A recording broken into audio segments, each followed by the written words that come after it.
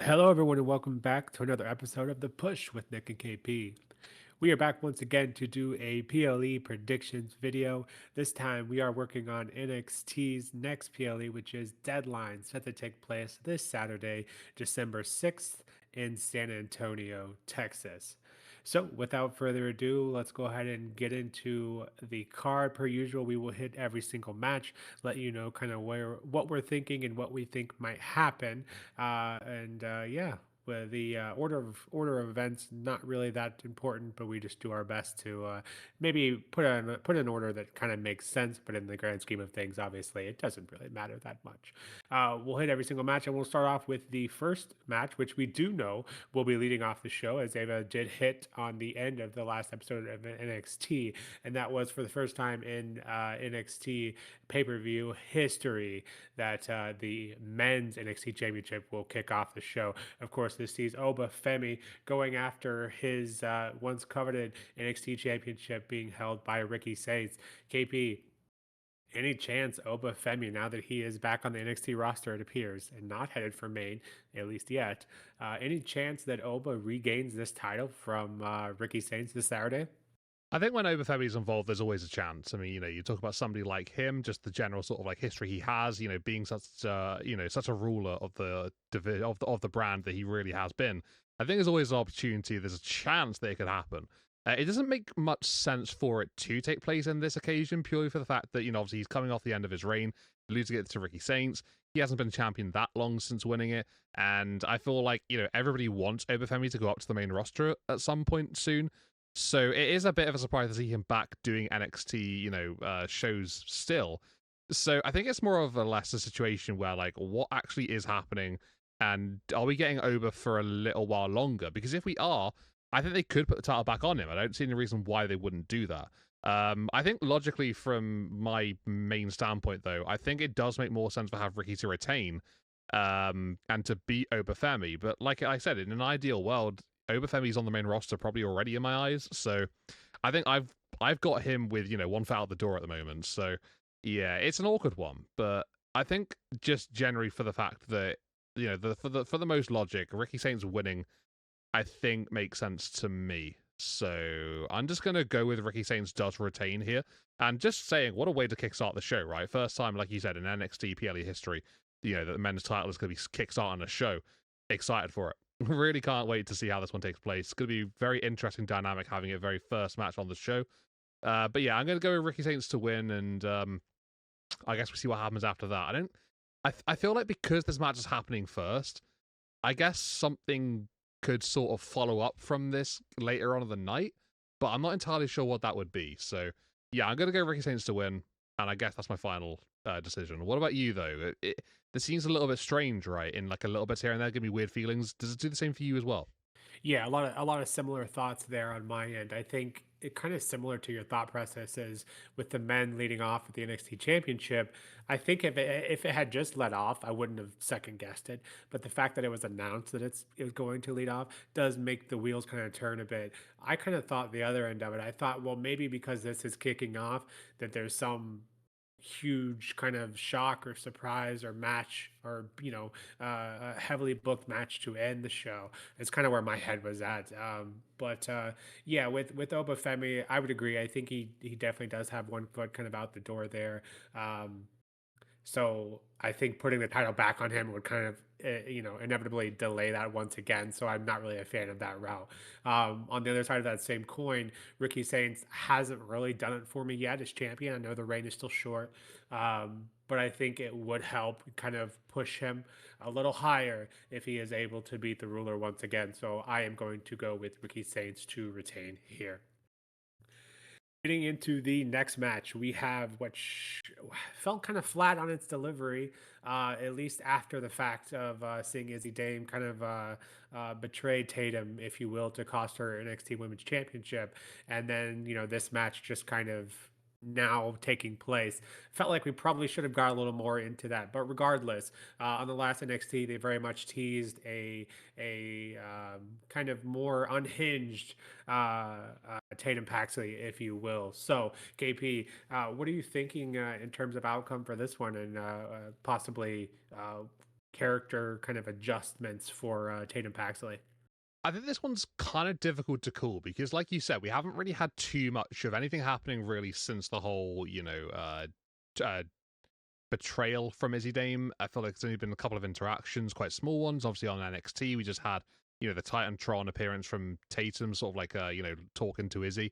I feel like really you could make the case for both ladies to win this matchup. On one hand, you've got Tatum Paxley, who, obviously has just lost her NXT Women's Championship, is looking for revenge, is going through some utter distress at the moment, and, would do anything to sort of, make Izzy feel some of the pain that she's currently feeling, as she alluded to on NXT. And then you look at Izzy Dame and you think that, logically speaking here, her losing would be probably the worst decision of the two, because if she takes the loss here, she's she's betrayed Tatum, and then Tatum's just gone straight and beat her immediately. I feel like there's no real sort of more that can be done after that. So I think to sort of keep this one moving in the right direction, I think that Izzy has to win. And then we see that sort of continuously spiraling out of control Tatum Paxley, sort of, knocking her down a little bit of a peg for now.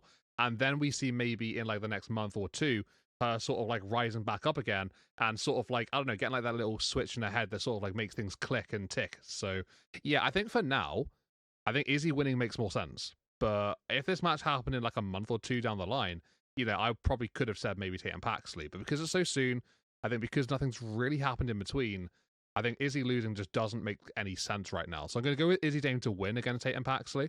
I would like a Tatum win. I'm not going to say that I'm against it, but I think logically in my head, it just makes more sense for Izzy to win. So I'm going to go with that one. What about you, Nick? Do you think the same thing as me here?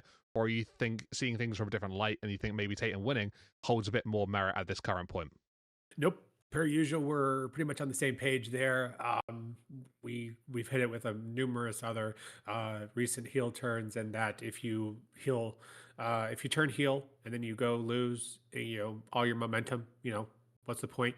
So I think with that alone, Izzy needs to win here, and then exactly before you rise, you have to hit rock bottom, and I think that's exactly what needs to happen with Izzy winning. Tatum then going, getting pushed further down. Maybe we do see some, animosity from Tatum towards Izzy here, to show how bad she is hurting.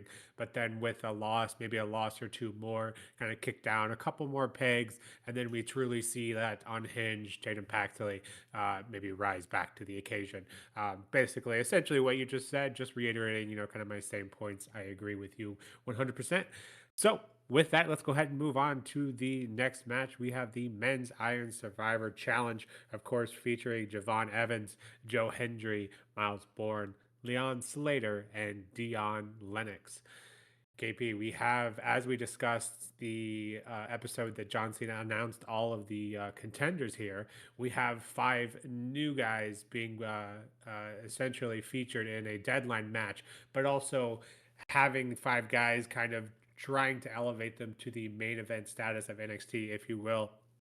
As we've alluded to many times in the past, the men's and the women's are very uneven in that the women have much more talent, I think, currently on that main event ready level than the men do. And I feel like this is a good kind of spot to, at least make one, maybe not even maybe a couple here with this match to kind of elevate them into that main event status. So, KP, any clear winners here for you, or maybe 2 possibilities, or maybe who do you think's not going to win? Give us your thoughts on this one.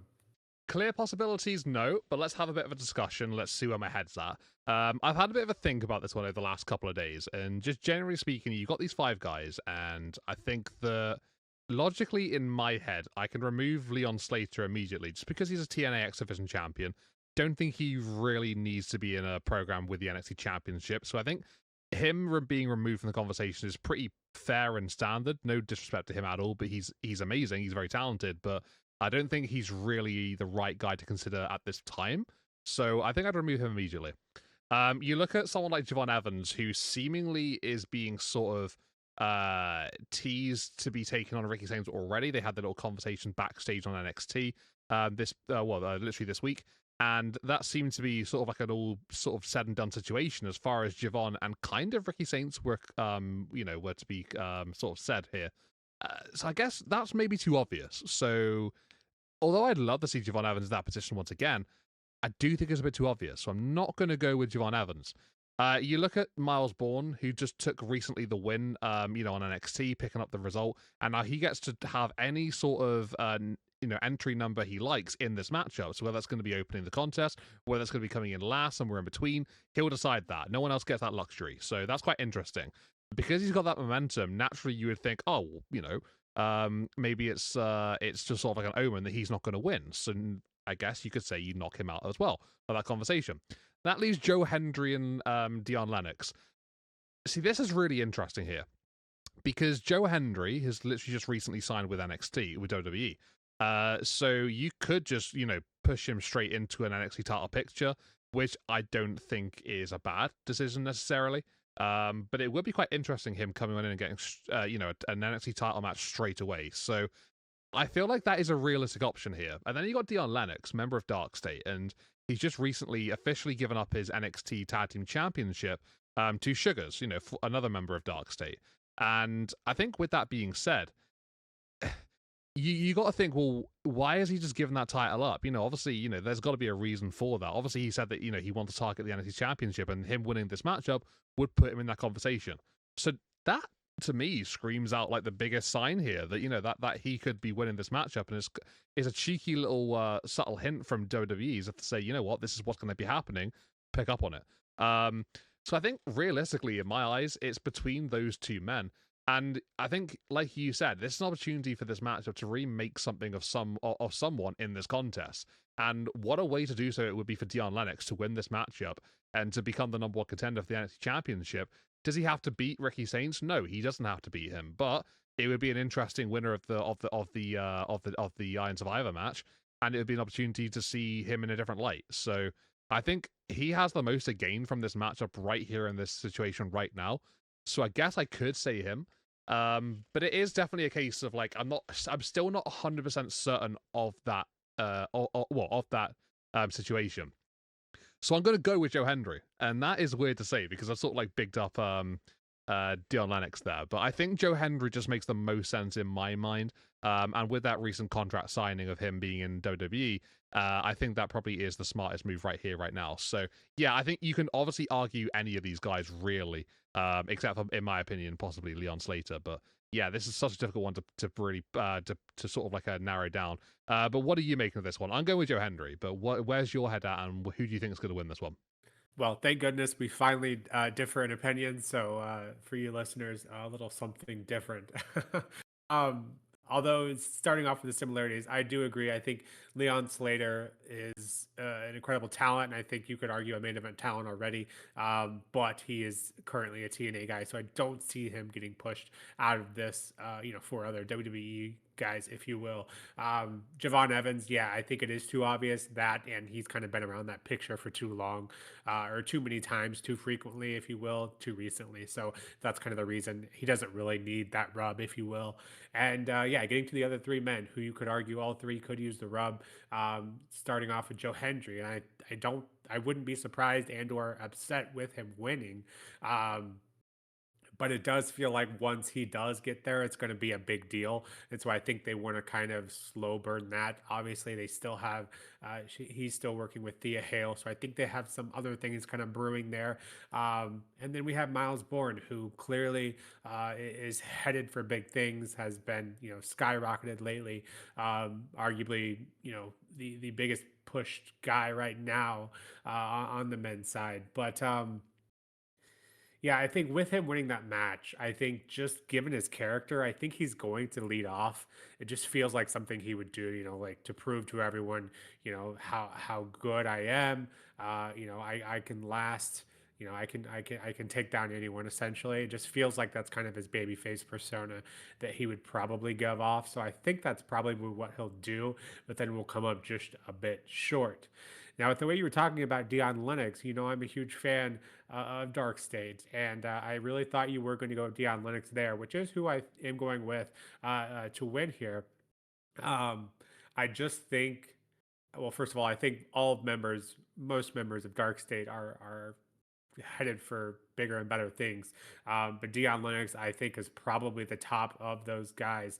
And I think him winning here both creates a main event star, but also helps further elevate Darkseid if that's possible. They just seem to always be firing on most cylinders, with the exception of their loss last week, obviously. But yeah.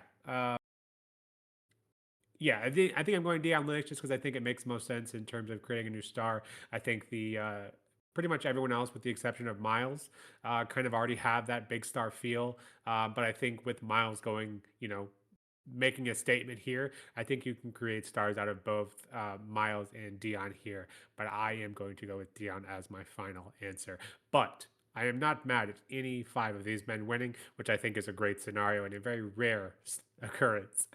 With that, let's go ahead and get into the next match, which is just based off last night. I know I said last week a minute ago, but this is last night's episode. Mr. Iguana going up against Ethan Page, who is defending his NXT North American Championship.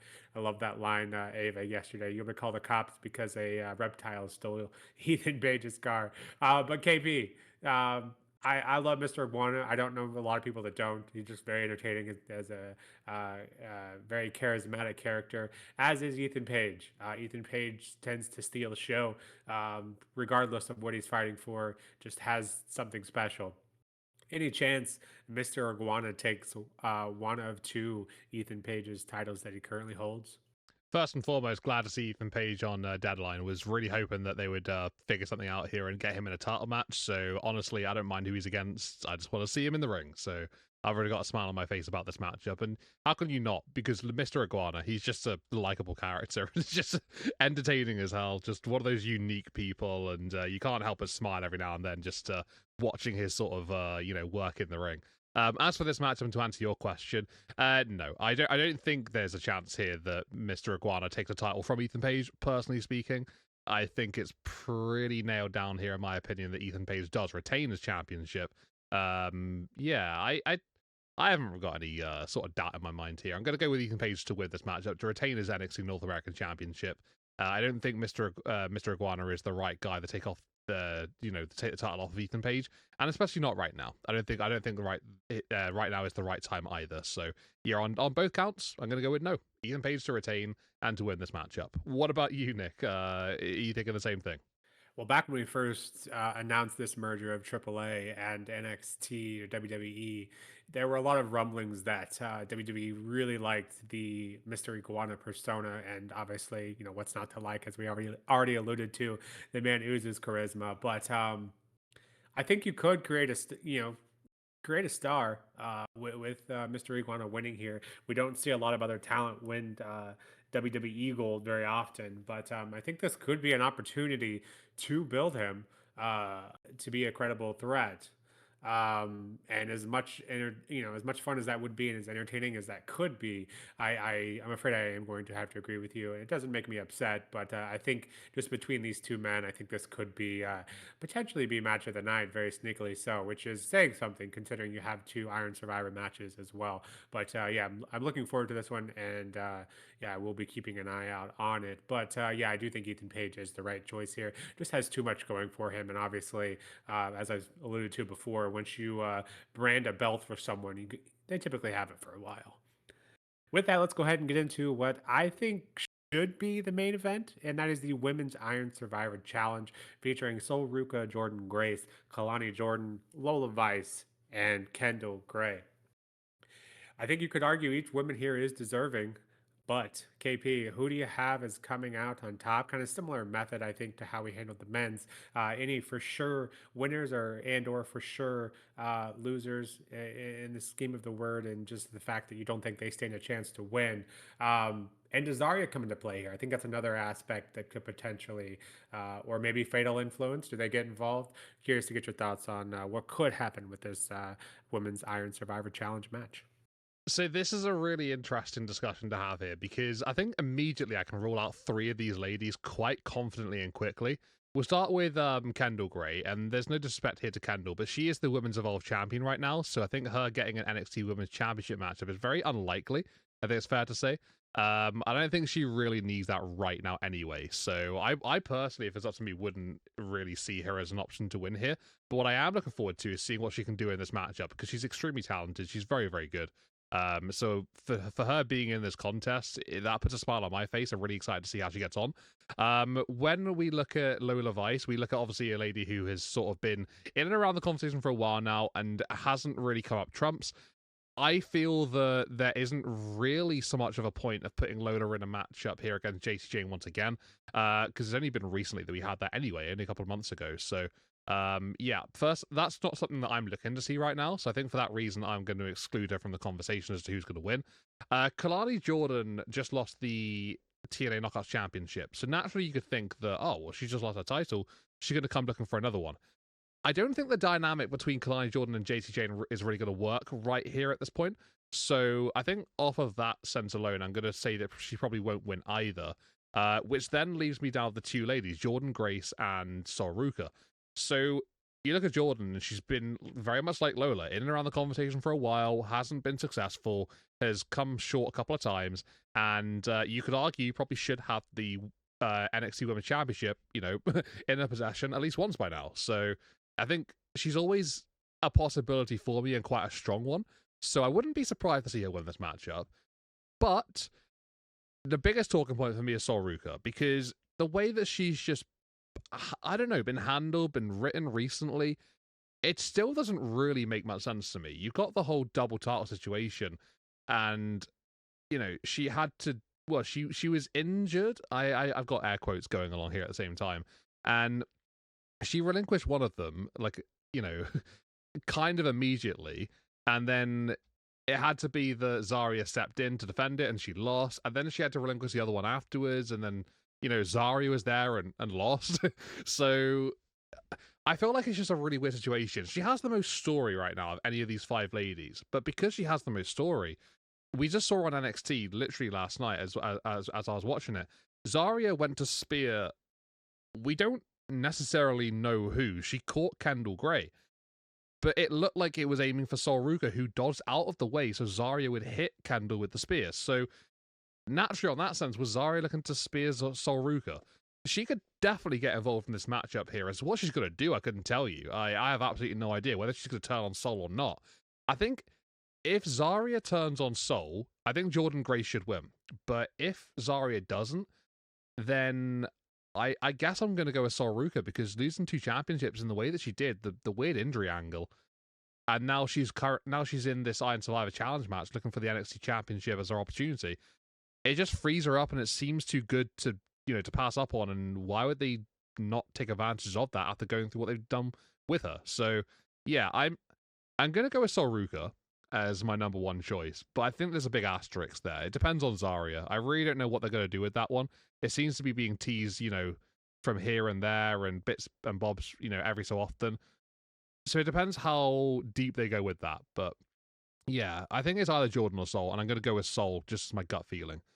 What about you, though? I feel like Zarya is a big factor here, and just the whole history recently with Ruca is so strange. Can you make anything more of it? And do you have like a more solid sort of decision to make, or is it something similar to what I'm thinking? Is there a little bit of doubt in there? Well, if we get to use unlimited asterisks, I think you could certainly make an argument for all five of these women. Clearly deserving, capable. Seen most of them in that spot already.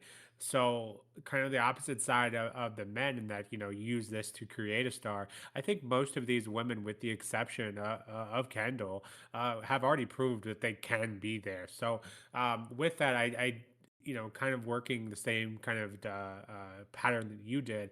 I think Kendall Gray can make a big star of herself, and I think in both of our eyes, kind of has already shown glimpses of that just on the NXT shows alone. Speaking of, but I think she can really, stand out here, make herself well known, even on a bigger stage, which is an NXT PLE stage. So I do have high hopes for her, but kind of similar to you, I don't see her winning because she's already kind of had something going on. And speaking of something else going on, Ruca. Yeah, having Zarya, clearly there's some issues there. I think we could probably go on for a solid 20 minutes about that whole story. Uh, but for time's sakes, to keep this video short, I think Sol has too much going on. So even if she were to win this match and then they had the issues with Zarya, that would be too much I think, and with her trying to go for a title, also having Zarya kind of go up against her, I think that would just be too much. So I think Zarya is going to come into play here, and I think it is going to cost Soul, because otherwise it just that whole story is so convoluted at this point, as you kind of were alluding to, and that you know. There's a certain extent when WWE does it where they either rush a story or they delay it too often. I think this situation is the latter. There've been too many things, too many you know swerves, and to this point where I'm not even sure they know what they're doing. Um, but again, I think that could be an entire a video entirely on its own. I think that's going to cost Soul. Soul doesn't really need a title right now. I think she's got her hands full, and so that's why I'm going to eliminate her from this. Um, the other two, obviously Jordynne Grace, I've made it quite well known that I think she should have had a title at this point. So I am a big fan of her winning this match.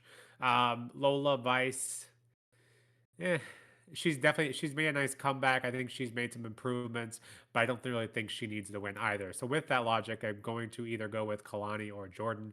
I think you make some good points on Kelani in that the dynamic, the heel versus heel, obviously, um, maybe isn't ideal, but I would argue that in their kind of debates last night where JC came out and kind of named them out, I think you could argue that probably had the most traction out of all five of them. But it also kind of teased some Kalani and Jordynne potential issues, if not to be resolved here. So with all that, I'm going to go with Jordynne because I just think it's been too long. Kalani can have hers down the road, as can all of these women, obviously. But I think Jordynne is just, I'm going to keep hitting on Jordynne until she finally gets it because she deserves it. And I think she has the biggest star power out of all women here currently. Obviously, that's excluding Soul because Soul just has her hands full at the moment. So, with that, final prediction is Jordynne Grace. And with that, this is our deadline predictions said and done here. KP, looking forward to any matches in particular the most.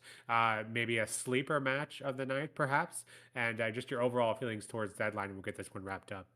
Well, I'm a massive fan of Iron Survivor matches, so I'm very much looking forward to both of those, both the men's and the women's. I think that maybe for the casual fan, maybe the men's one isn't really being sort of talked about enough because of the names in there. But I like that. I like that fact. You're going to make a star out of somebody in this contest, and that really excites me.